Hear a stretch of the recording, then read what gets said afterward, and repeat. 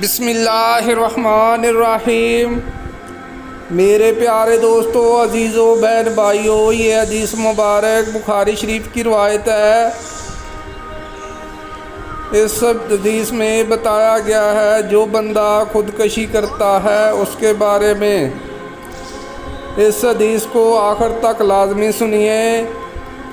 रसूल अल्लाह सल्लल्लाहु अलैहि वसल्लम ने फरमाया कि जो शख्स खुद अपना गला घोंट कर जान दे डालता है वो जहन्नम में भी अपना गला घोंटता रहेगा, और जो बर्छे या तीर से अपने ताई मारे वो दोज़ख में भी इस तरह अपने ताई मारता रहेगा।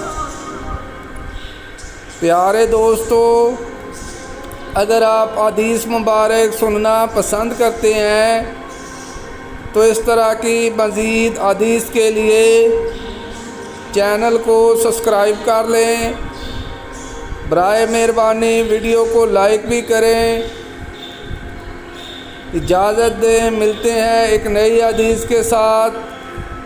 जज़ाकल्लाह, शुक्रिया, अल्लाह हाफ़िज़।